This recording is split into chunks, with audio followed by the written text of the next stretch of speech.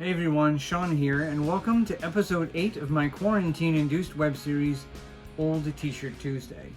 Well, today we are going to roll the clock back to 1991, the height of my theater heyday. Starting in the fall of 1990, going through the summer of 1991, I was in 4 consecutive productions. So that means that for about 9 months, I was either rehearsing or performing. Well, in 2 of those productions, I was directed by my sister Mary. One thing about doing theater in general, and more specifically working with my sister, was that I got to play a nice wide range of roles. And my sister knew what I had inside and what I was capable of as an actor. I'm a relatively mild-mannered, generally upbeat person most of the time. I thrive on playing roles that are against that type.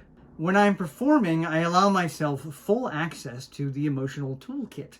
There was one play I did where I had to kill somebody pretty violently, and I remember that the woman I was seeing at the time, after the play was over, I came out from the back and she was like, "Oh no, you don't come anywhere near me." I took it as a compliment. In 1991, I got to play some pretty intensely emotional characters.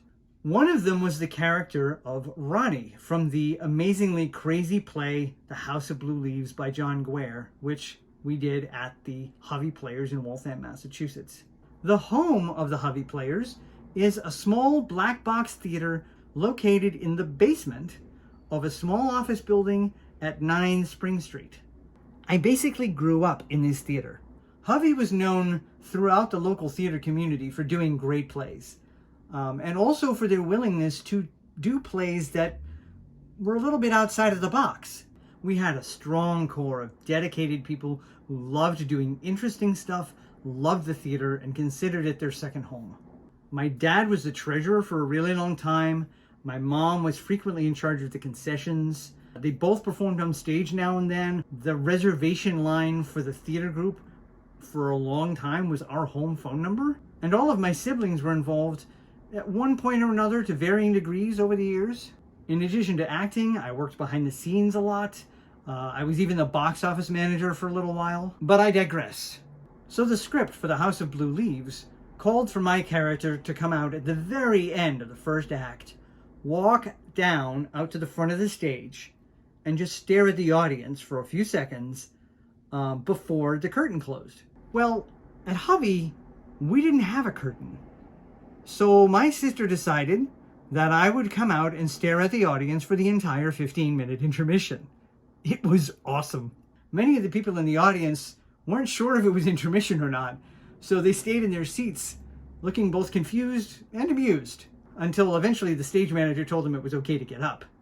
It was such a small theater that many people would have to walk right past me to get to the restroom, and I would stare at them the entire time. When intermission was over and everyone was back in their seats, the stage manager would signal me from the back of the theater to let me know I could start whenever I was ready. It was my job to choose who I was going to go after in the front row. And fortunately, on this particular night, the person in the prime seat was somebody I knew who was very reactive.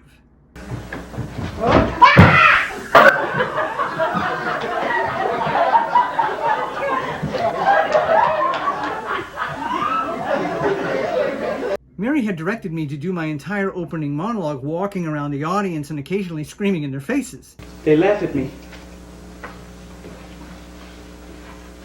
You're laughing at me! It worked out great in such a small space. The step off the stage down to the floor was only about 6 inches, so it was easy for me to do this, and it allowed us to use the whole space. My best friend Chris brought his then girlfriend, now wife, to this particular performance.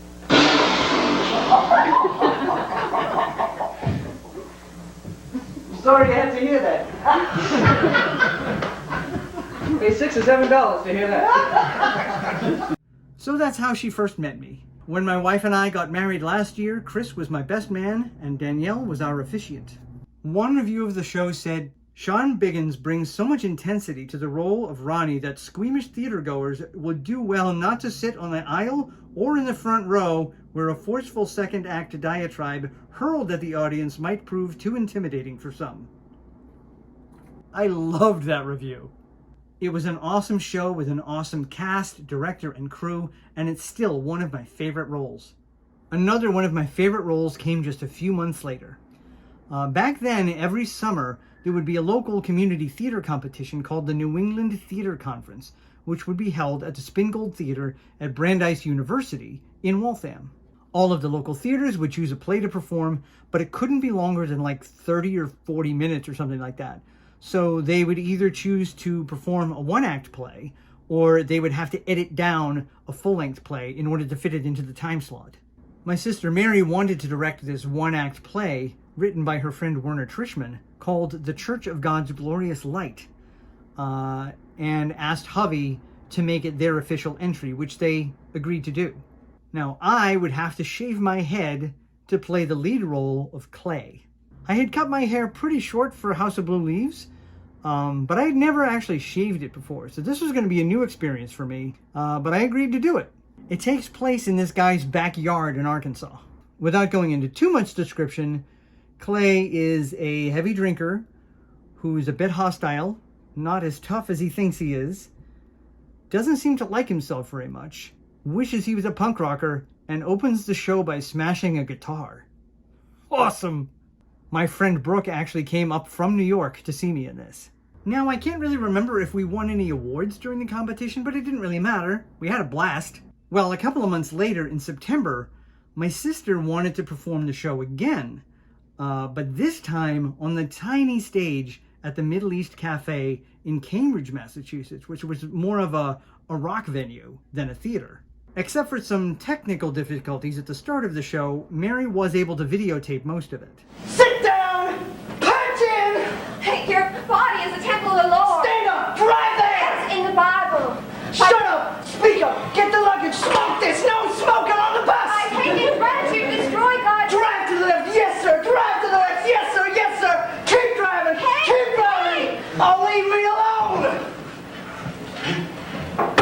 Now this is the original t-shirt I wore for both productions, but unfortunately I either lost it or gave it away at some point. This was my backup t-shirt, and it's in great shape because I haven't worn it very much. I was just never much of a punk rocker personally, so perhaps I thought I would be misrepresenting myself if I wore it in public?